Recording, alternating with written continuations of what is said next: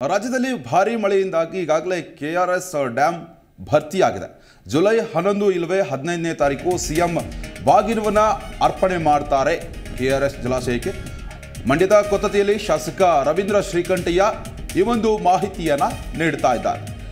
ಶ್ರೀರಂಗಪಟ್ಟಣ ಕ್ಷೇತ್ರದ ಜೆಡಿಎಸ್ ಶಾಸಕ ರವೀಂದ್ರ ಶ್ರೀಕಂಠಯ್ಯ ಅವರು ಈ ಹೇಳಿಕೆಯನ್ನು ನೀಡಿರುವಂಥದ್ದು. ಜುಲೈ 11 ಇಲ್ಲವೇ 15ನೇ ತಾರೀಕು ಸಿಎಂ ಬಸವರಾಜ ಬೊಮ್ಮಾಯಿ ಅವರು ಬಾಗಿನವನ್ನ ಅರ್ಪಿಸುವಂತಹ ಸಾಧ್ಯತೆ ಕೂಡ ಇದೆ. ನೀರಾವರಿ ಅಧಿಕಾರಿಗಳ ಜೊತೆ ನಾನು ಮಾತನಾಡ್ತಾ ಇದ್ದೇನೆ. ನಾನು ಶಾಸಕರಾದ ಪ್ರತಿ ವರ್ಷ ಜಲಾಶಯ ಬೇಗನೆ ತುಂಬ್ತಾ ಇರೋದು ಸಂತಸವನ್ನು ತಂದಿದೆ ಅಂತ ಶಾಸಕರು ಕೂಡ ಹೇಳ್ತಾ ಇರುವಂಥದ್ದು. ಸರ್ಕಾರ ರೈತರಿಗೆ ಅಗತ್ಯವಾದ ಬಿತ್ತನೆ ಬೀಜ, ಗೊಬ್ಬರ ಮತ್ತು ಔಷಧಿಯನ್ನು ವಿತರಿಸಬೇಕು ಅಂತ ಶಾಸಕರು ಆಗ್ರಹ ಮಾಡ್ತಾ ಇದ್ದಾರೆ.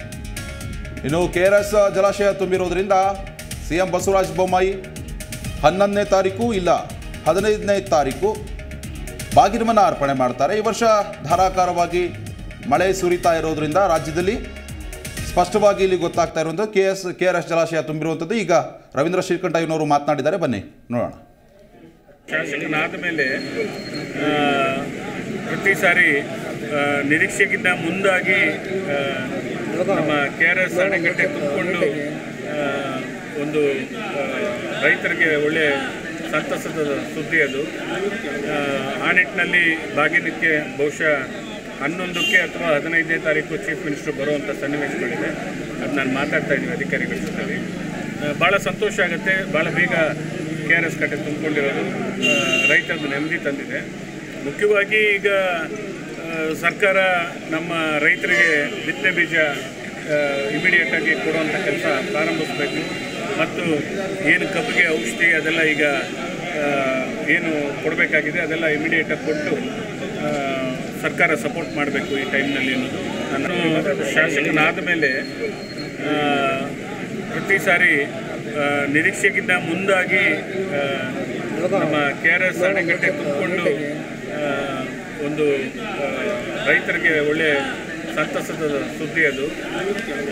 ಆ ನಿಟ್ಟಿನಲ್ಲಿ ಬಾಗಿನಕ್ಕೆ ಬಹುಶಃ 11ಕ್ಕೆ ಅಥವಾ 15ನೇ ತಾರೀಕು ಚೀಫ್ ಮಿನಿಸ್ಟರ್ ಬರುವಂಥ ಸನ್ನಿವೇಶಗಳಿದೆ.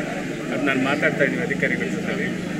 ಭಾಳ ಸಂತೋಷ ಆಗುತ್ತೆ. ಭಾಳ ಬೇಗ ಕೆಆರ್ಎಸ್ ಕಟ್ಟೆ ತುಂಬಿಕೊಂಡಿರೋದು ರೈತರದ್ದು ನೆಮ್ಮದಿ ತಂದಿದೆ. ಮುಖ್ಯವಾಗಿ ಈಗ ಸರ್ಕಾರ ನಮ್ಮ ರೈತರಿಗೆ ಬಿತ್ತನೆ ಬೀಜ ಇಮಿಡಿಯೇಟಾಗಿ ಕೊಡುವಂಥ ಕೆಲಸ ಪ್ರಾರಂಭಿಸಬೇಕು. ಮತ್ತು ಏನು ಕಬ್ಬಿಗೆ ಔಷಧಿ ಅದೆಲ್ಲ ಈಗ ಏನು ಕೊಡಬೇಕಾಗಿದೆ ಅದೆಲ್ಲ ಇಮಿಡಿಯೇಟಾಗಿ ಕೊಟ್ಟು ಸರ್ಕಾರ ಸಪೋರ್ಟ್ ಮಾಡಿ.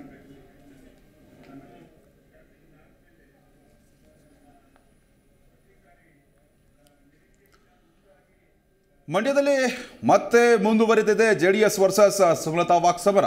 ಸಂಸದೆ ಸುಮಲತಾಗೆ ರೈತರ ಬಗ್ಗೆ ನಿಜವಾದ ಕಾಳಜಿ ಇಲ್ಲ. ಕಟ್ಟೆ ಹೆಸರು ಹೇಳಿಕೊಂಡು ಸಂಸದೆ ರಾಜಕಾರಣವನ್ನ ಮಾಡಿದ್ದಾರೆ. ಅವರ ಉದ್ದೇಶವೇ ಬೇರೆ ಇದೆ. ಸಂಸದೆ ಸುಮಲತಾ ವಿರುದ್ಧ ಶಾಸಕ ರವೀಂದ್ರ ಶ್ರೀಕಂಠಯ್ಯ ವಾಗ್ದಾಳಿಯನ್ನ ನಡೆಸಿದ್ದಾರೆ. ರವೀಂದ್ರ ಶ್ರೀಕಂಠಯ್ಯ ಶ್ರೀರಂಗಪಟ್ಟಣದ ಜೆಡಿಎಸ್ ಶಾಸಕರು, ದೇವರ ದಯೆಯಿಂದ ಕೆಆರ್ಎಸ್ನಲ್ಲಿ ಯಾವುದೇ ಬಿರುಕಿಲ್ಲ. ಕೆಆರ್ಎಸ್ ಬಿರುಕು ಬಿಟ್ಟಿದೆ. ನಮ್ಮ ಸಂಸದೆಗೆ ಅನುಮಾನ ಬಂದಿತ್ತು. ಈ ರೀತಿಯಾಗಿ 15 ದಿನ ರೈತಾಪಿ ವರ್ಗಕ್ಕೆ ಸುಮಲತಾ ಅವರು ಆತಂಕವನ್ನು ತಂದಿದ್ರು. ಈ ರೀತಿಯಾದಂತಹ ಹೇಳಿಕೆಯನ್ನು ನೀಡಿ ಎಲ್ಲರಿಗೂ ಕೆಆರ್ಎಸ್ ಬಿರುಕಿನ ವಿಚಾರ ದೊಡ್ಡ ಸಮಸ್ಯೆಯಾಗಿ ಕಾಡ್ತಾ ಇತ್ತು. ರಾಜ್ಯ ಕೇಂದ್ರ ಸರ್ಕಾರದ ಸಲಹೆ ಮೇರೆಗೆ ದೊಡ್ಡ ಕಾರ್ಯಾಗಾರವನ್ನು ಮಾಡಿದೆ.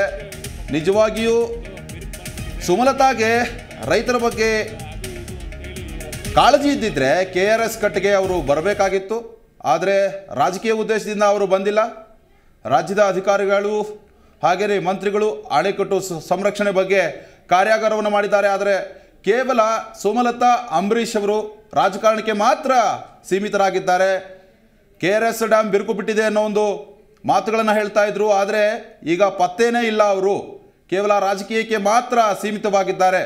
ರಾಜ್ಯದ ಮಂತ್ರಿ, ಅಧಿಕಾರಿಗಳು, MLAಗಳು ಇದ್ದರೂ ಅಷ್ಟು ಅನುಮಾನ ಇದ್ದಿದ್ರೆ ಸಭೆಗೆ ಅವರು ಬರಬೇಕಾಗಿತ್ತು. ಯಾಕೆ ಬಂದಿಲ್ಲ ಅನ್ನೋ ಒಂದು ಪ್ರಶ್ನೆಯನ್ನು ರವೀಂದ್ರ ಶ್ರೀಕಂಠಯ್ಯ ಅವರು ಮಾಡ್ತಾ ಇದ್ದಾರೆ. ಇಂದು ನಿನ್ನೆದಲ್ಲ, ದಳಪತಿಗಳು ಹಾಗೂ JDS ಹಾಗೂ ಸುಮಲತಾ ಅಂಬರೀಷ್ ನಡುವಿನ ವಾಕ್ಸಮರ ಈಗ ಮತ್ತೆ ವಾಗ್ದಾಳಿಯನ್ನು ನಡೆಸಿರುವಂಥದ್ದು ರವೀಂದ್ರ ಶೇಖಂಡ.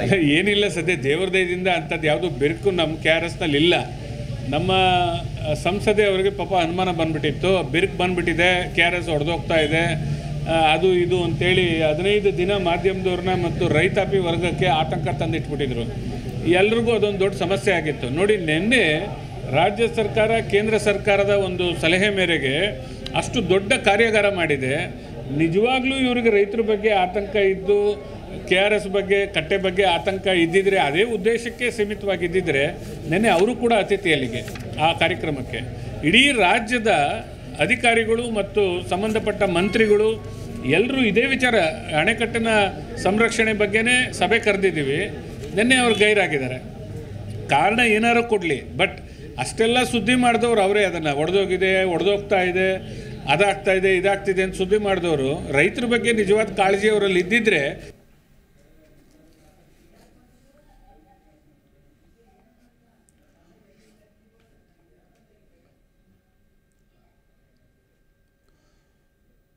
ಇನ್ನು KRS ಡ್ಯಾಮ್ ತುಂಬಿದ ಹಿನ್ನೆಲೆ ಡ್ಯಾಮ್ನಿಂದ ನೀರನ್ನು ಸಹ ಬಿಡುಗಡೆ ಮಾಡಲಾಗಿದೆ.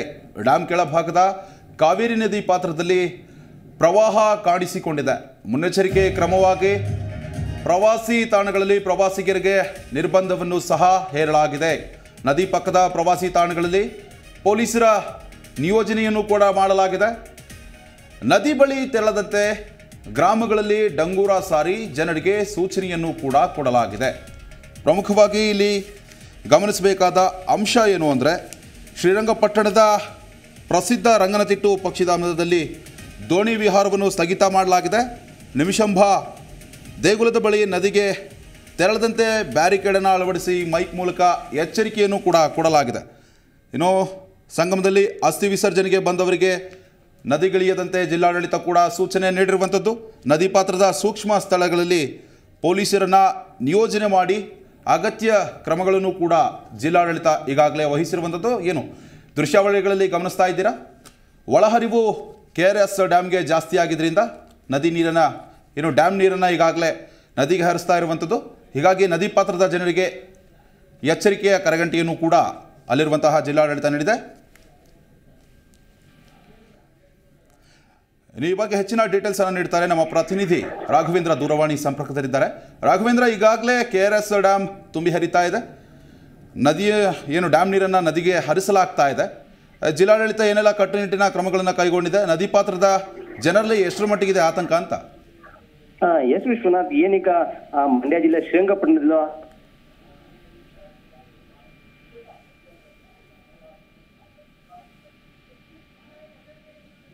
ರಾಘವೇಂದ್ರ, ಕೇಳಿಸ್ತಾ ಇದೆಯಾ ನನ್ನ ಧ್ವನಿ? ಓಕೆ, ಸಂಪರ್ಕ ಕಡಿತ ಆಗಿರುವಂಥದ್ದು.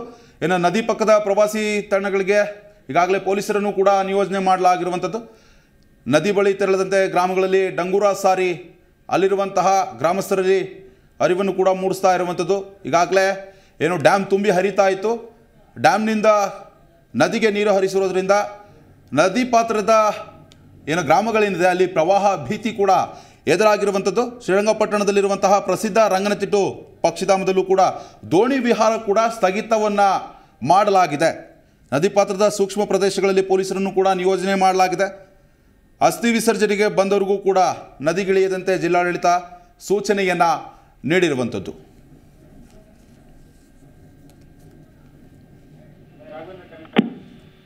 ನಮ್ಮ ಪ್ರತಿನಿಧಿ ರಾಘವೇಂದ್ರ ಮತ್ತೆ ಸಂಪರ್ಕಕ್ಕೆ ಸಿಕ್ಕಿದ್ದಾರೆ. ರಾಘವೇಂದ್ರ, ಈಗ ಮತ್ತೆ KRS ತುಂಬಿ ಹರಿತಾ ಇದೆ. ಸದ್ಯಕ್ಕೆ ನದಿ ಪಾತ್ರದ ಜನರಿಗೂ ಕೂಡ ನೀರು ಬಿಟ್ಟಿದ್ರಿಂದ ಜಿಲ್ಲಾಡಳಿತ ಸೂಚನೆಯನ್ನು ನೀಡಿದೆ. ನದಿ ಪಾತ್ರದ ಜನರಲ್ಲಿ ಯಾವ ಮಟ್ಟಿಗೆ ಆತಂಕ ಇದೆ, ಜಿಲ್ಲಾಡಳಿತ ಏನೆಲ್ಲ ಕಟ್ಟುನಿಟ್ಟಿನ ಕ್ರಮವನ್ನು ಕೈಗೊಂಡಿದೆ ಅಂತ? ಎಸ್ ವಿಶ್ವನಾಥ್, ಈಗಾಗಲೇ ಕೂಡ ಏನು ಜಲಾಶಯದಿಂದ ನಿನ್ನೆ ಕೂಡ 10,000 ನೀರನ್ನ ಬಿಡುಗಡೆ ಮಾಡಿದ್ರು. ಯಾಕೆಂದ್ರೆ ಜಲಾಶಯ ಈಗಾಗಲೇ ಬಹುತೇಕ ಭರ್ತಿ ಆಗಿರುವಂತದ್ದು. ಏನು 124 ಕೋಟಿಯ ಜಲಾಶಯದಲ್ಲಿ ಈಗಾಗಲೇ ಕೂಡ 122 ಅಡಿಗೂ ಕೂಡ ಹೆಚ್ಚು ನೀರು ಸಂಗ್ರಹ ಆಗಿದೆ. ಜೊತೆಗೆ ಹೆಚ್ಚು ಆಗಿ ಕೂಡ ಏನು ಕೊಡಗು ಭಾಗದಲ್ಲಿ ಮಳೆ ಆಗ್ತಿರೋ ಕಾರಣದಿಂದ ಹೆಚ್ಚುವರಿಯಾಗಿ ಕೂಡ ಒಳಹರಿವಿನ ಪ್ರಮಾಣ ಕೂಡ ಹೆಚ್ಚಾಗಿದೆ. ಸುಮಾರು 40,000 ಕ್ಯೂಸೆಕ್ ನೀರೀಗ ಜಲಾಶಯಕ್ಕೆ ಒಳಹರಿವು ಹರಿದು ಬರ್ತಾ ಇದೆ. ಈ ನಿಟ್ಟಿನಲ್ಲಿ ಈಗಾಗಲೇ ಕೂಡ ಜಲಾಶಯದ ಅಧಿಕಾರಿಗಳು ಡ್ಯಾಮ್ನಿಂದ ಸುಮಾರು 25,000 ಕ್ಯೂಸೆಕ್ ನೀರನ್ನ ಈಗ ನದಿಗೆ ಹರಿಬಿಡಲಾಗಿದೆ. ಆಗಿದೆ. ಹೀಗಾಗಿನೇ ಕೂಡ ಏನು ನದಿ ಪಾತ್ರದಲ್ಲಿ ಈಗ ಸಾಕಷ್ಟು ಒಂದು ಪ್ರವಾಹದ ಭೀತಿ ಆತಂಕ ಎದುರಾಗಿದೆ. ಏನು ಮಂಡ್ಯ ಕೆಆರ್ಎಸ್ ಇಂದ ಹರಿಯುವಂತ ನೀರು ಜಿಲ್ಲೆಯಲ್ಲಿ ಸಾಕಷ್ಟು ಸುಮಾರು 30 ಕಿಲೋಮೀಟರ್ ಹೆಚ್ಚು ಕೂಡ ಹರಿಯುತ್ತೆ. ಹಾಗಾಗಿ ಈಗ ಆ ನದಿ ಪಾತ್ರದಲ್ಲಿ ಏನೆಲ್ಲ ತಗ್ಗು ಪ್ರದೇಶಗಳಿದೆ ಅವೆಲ್ಲವೂ ಕೂಡ ಈಗಾಗಲೇ ಕೂಡ ಬಹುತೇಕ ಜಲಾವೃತ ಆಗುವಂತಹ ಹಂತದಲ್ಲಿದೆ. ಅದರಲ್ಲೂ ಕೂಡ ಪ್ರಮುಖ ಪ್ರವಾಸಿ ಸ್ಥಾನಗಳಾಗಿರುವಂತಹ ಏನು ಬಲಮುರಿ ಮತ್ತೆ ಏನು ರಂಗನಾಥ್ ಪಕ್ಷಿಧಾಮ ಇದೆ, ಈಗಾಗಲೇ ಕೂಡ ಅವು ಕೂಡ ಸಾಕಷ್ಟು ನೀರು ಹರಿತಿರೋ ಕಾರಣದಿಂದ ಅವು ಜಲಾವೃತ ಆಗಿದೆ. ಜೊತೆಗೆ ಪ್ರಸಿದ್ಧ ಪ್ರವಾಸಿ ತಾಣ ಆಗಿರುವಂತಹ ರಂಗನತಿಟ್ಟಿನಲ್ಲಿ ಏನು ದೋಣಿ ವಿಹಾರ ನಡೆಸುತ್ತಿತ್ತು ಪ್ರವಾಸಿಗರಿಗಾಗಿ ಆ ದೋಣಿ ವಿಹಾರವನ್ನು ಸ್ಥಗಿತಗೊಳಿಸಲಾಗಿದೆ. ಜೊತೆಗೆ ಅಲ್ಲಿರುವಂತಹ ಏನು ಪ್ರವಾಸಿಗರಿಗೆ ಎಂಟ್ರಿ ಇತ್ತು ಅದನ್ನು ಕೂಡ ನಿರ್ಬಂಧಿಸಲಾಗಿದೆ. ಜೊತೆಗೆ ಈಗಾಗಲೇ ಕೂಡ ಏನು ಪ್ರಸಿದ್ಧ ಪ್ರವಾಸಿ ಸ್ಥಳಗಳ ದೇವಸ್ಥಾನಗಳೊಂದಾಗಿರುವಂತಹ ನಿಮಿಷಾಂಬ ದೇವದಲ್ಲೂ ಕೂಡ ಅಲ್ಲಿನ ಒಂದು ಬ್ಯಾರಿಕೇಡ್ ಹಾಕುವ ಮೂಲಕ ಪ್ರವಾಸಿಗರು ನದಿ ದಂಡೆಗೆ ಇಳಿದಂತೆ ಎಚ್ಚರಿಕೆಯನ್ನು ಕೊಡ್ತಾ ಇದ್ರೆ, ಸಂಗಮದಲ್ಲೂ ಕೂಡ ಏನು ಅಸ್ಥಿ ವಿಸರ್ಜನೆಗೆ ಬರುವಂತಹ ಭಕ್ತರಿಗೆ ಏನು ಅವರಿಗೆ ಅಂತ್ಯ ಸಂಸ್ಕಾರ ಮಾಡಿದ ನಂತರ ಬಸ್ತಿ ಬಿಡುವ ವಿಸರ್ಜನೆ ಇರುತ್ತೆ, ಅವ್ರಿಗೂ ಕೂಡ ತಾತ್ಕಾಲಿಕವಾಗಿ ನಿರ್ಬಂಧವನ್ನು ಹೇರುವಂತದ್ದು. ಜೊತೆಗೆ ಈಗಾಗಲೇ ಕೂಡ ಸಾಕಷ್ಟು ಮುನ್ನೆಚ್ಚರಿಕೆ ಕ್ರಮವನ್ನು ಕೂಡ ಕೈಗೊಂಡಿದ್ದಾರೆ. ಏನು ನದಿ ಪಾತ್ರದಲ್ಲಿ ದಂಡೆ ಬಳಿಗೆ ಯಾರು ಕೂಡ ಹೋಗ್ಬಾರ್ದು ಅಂತ ಹೇಳಿ ಒಂದು ಕಡೆ ಡಂಗುರವನ್ನು ಸಾರಿಸಿದ್ರೆ, ಮತ್ತೊಂದು ಕಡೆ ವಾಹನಗಳ ಮೂಲಕವೂ ಕೂಡ ಎಚ್ಚರಿಕೆಯನ್ನು ಕೊಡುವಂತಹ ಒಂದು ಕೆಲಸವನ್ನು ಮಾಡ್ತಾ ಇದ್ದಾರೆ. ಜೊತೆಗೆ ಈಗ ಜಿಲ್ಲಾಡಳಿತ ಏನು ಹೆಚ್ಚುವರಿಯಾಗಿ ನೀರು ಬಿಡುವ ಕಾರಣದಿಂದ ಏನು NDRF ತಂಡಕ್ಕೂ ಕೂಡ ಒಂದು ಪತ್ರವನ್ನು ಬರೆದಿದೆ, ಒಂದು ತಂಡವನ್ನ ಜಿಲ್ಲೆಗೆ ಕಳಿಸ್ಕೊಡ್ಬೇಕು ಅಂತ. ಅದೇ ಜೊತೆಗೆ ಕೂಡ ಏನು ಅಕಸ್ಮಾತ್ ಹೆಚ್ಚಾಗಿ ನೀರು ಬಂದು ಕೆಲವು ಕಡೆ ಏನು ನಿರಾಶ್ರಿತ ಶಿಬಿರಗಳನ್ನು ಕೂಡ ತೆರಬೇಕಾಗುತ್ತೆ. ಹಾಗಾಗಿ ಕೂಡ ಗಂಜಿ ಕೇಂದ್ರವನ್ನು ತೆರಲಿಕ್ಕೂ ಕೂಡ ಈಗ ಸಿದ್ಧತೆಯನ್ನು ಮಾಡ್ಕೊಂಡುವಂತದ್ದು. ವಿಶ್ವನಾಥ್, ಧನ್ಯವಾದ ರಾಘವೇಂದ್ರ ತಮ್ಮೆಲ್ಲ ಡೀಟೇಲ್ಸ್ಗಾಗಿ.